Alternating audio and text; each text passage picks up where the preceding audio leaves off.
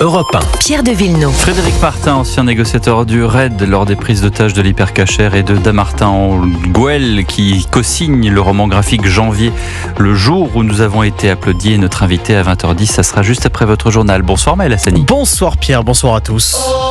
Il est 20h sur Europe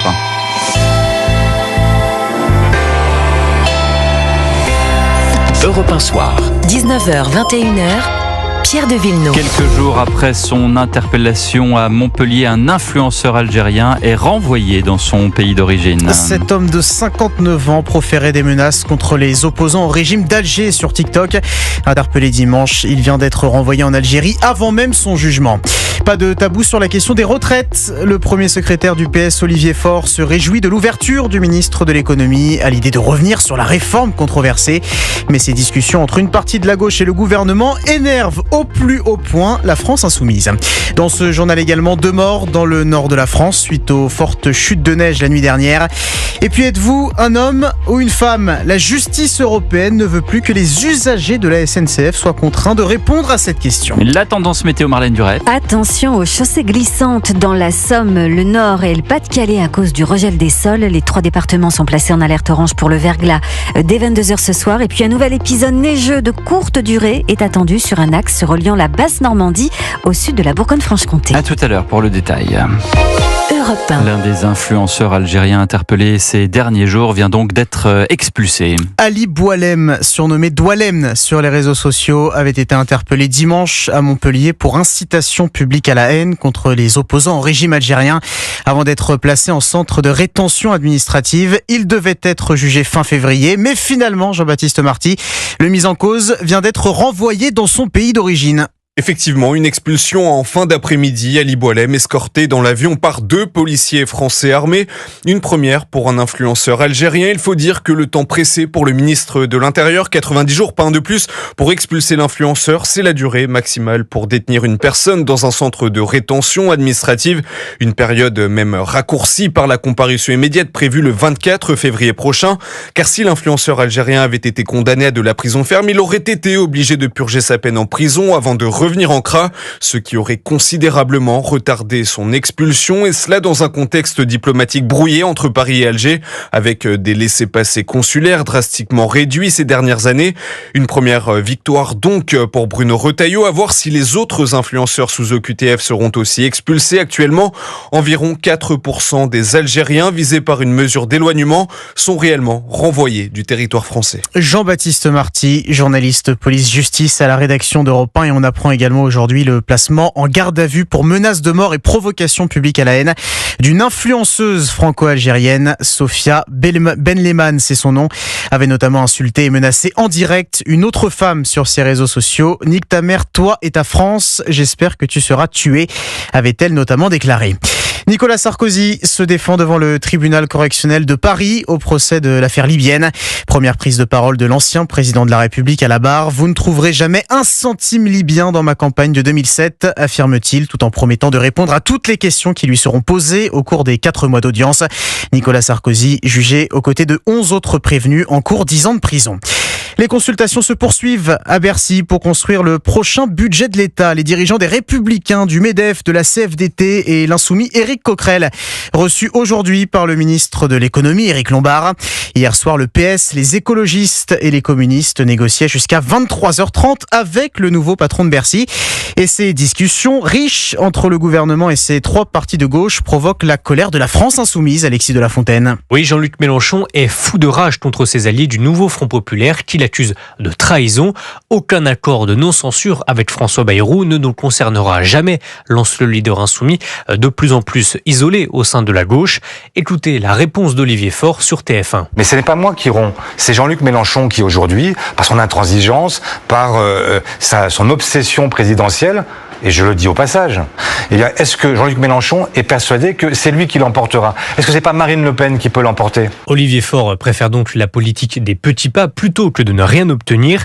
Aujourd'hui, Jean-Luc Mélenchon ne change rien à l'éducation, à la santé, la justice fiscale ou l'écologie, accuse le patron des socialistes. Mais pour l'instant, selon un cadre du parquet à la Rose, nous restons très loin d'un accord de non-censure, car selon les informations d'Europe 1, les négociations sont encore bloquées et la question des retraites n'a toujours pas été réglée. Alexis de la Fontaine du service politique d'Europe 1 et justement cette question des retraites toujours pas réglée, vous l'avez dit Alexis. Mais le premier secrétaire du PS, Olivier Faure, note qu'Éric Lombard ne met pas son veto à une suspension de la réforme controversée pour rouvrir des négociations. Une telle concession pourrait pousser une partie de la gauche à ne pas censurer le gouvernement Bayrou dans les prochains jours. Emmanuel Macron félicite le nouveau président du Liban. Une élection organisée aujourd'hui qui ouvre la voie des réformes de la restauration de la souveraineté et de la prospérité du pays, selon le président de la République. Le commandant en chef de l'armée libanaise, Joseph Aoun, vient d'être élu par le Parlement après plus de 2 ans de vacances du pouvoir. Emmanuel Macron va se rendre prochainement au Liban. Il est 20h05 sur Europe 1. Demandez aux voyageurs de préciser leur genre au moment d'acheter un billet de train. Pas nécessaire selon la justice européenne. Oui, la Cour de justice de l'Union européenne estime que la SNCF n'a pas à exiger de ses usagers qu'ils s'identifient comme hommes ou femmes au moment d'acheter un billet de train.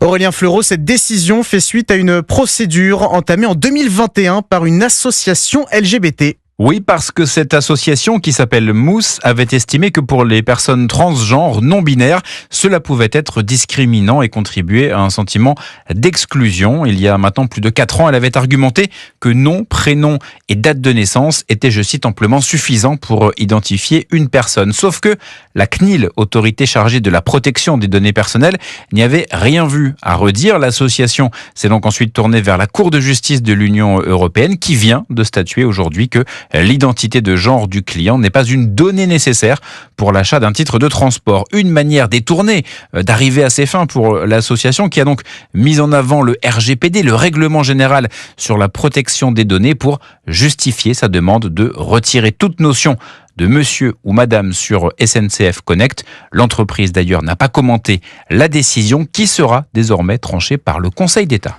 Aurélien Fleureau. Aux États-Unis, Los Angeles, toujours ravagé par les flammes ce soir. Les 2 principaux incendies restent hors de contrôle malgré les efforts des plus de 7500 pompiers mobilisés, indiquent les autorités. Au moins 5 morts recensés et 130 000 habitants évacués. Les collines d'Hollywood sont particulièrement touchées. 2000 bâtiments détruits, dont des villas de stars, notamment celle de Laetitia Hallyday. On a tout perdu, affirme la veuve de Johnny sur les réseaux sociaux. Dans le nord de la France, les fortes chutes de neige ont provoqué de nombreux incidents. 15 blessés recensés dans le Pas-de-Calais après des chutes ou des accidents de la circulation. 1400 foyers ont été privés d'électricité. Dans le département du Nord, 2 personnes sont décédées, un sans domicile fixe, victime d'une hypothermie à Valenciennes. Et Maximilien Carlier, un autre homme est mort sur la voie publique près de Lille, mais les circonstances de ce décès restent à préciser. Oui, effectivement, Maël, cela concerne le quinquagénaire qui n'a pas pu être réanimé à Croix dans la métropole lilloise ce matin. Sa chute pourrait être liée à un infarctus ou à un malaise. Des investigations judiciaires sont en cours. La deuxième victime, elle, vivait à Valenciennes, un sans domicile fixe d'une 30aine d'années, mort de froid. Alors ici, dans la région, plus de chute de neige, mais un regel annoncé.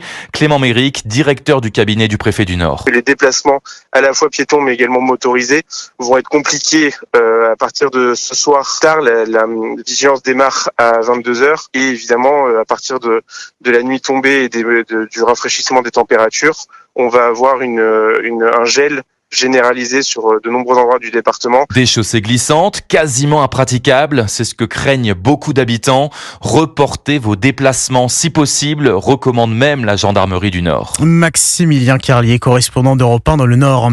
Et puis ce que rien n'effacera, ce qui vivra éternellement, c'est mon code civil, disait Napoléon lors de son exil sur l'île de Sainte-Hélène. Eh bien le volume du code civil ayant appartenu à Napoléon Bonaparte sera mis aux enchères le 6 mars prochain, annonce de la maison Tajan qui estime le prix de cet ouvrage exceptionnel entre 100 000 et 200 000 euros. Oui, généralement ça monte quand même beaucoup plus haut. Beaucoup plus haut, oui. Merci beaucoup Maël Hassani.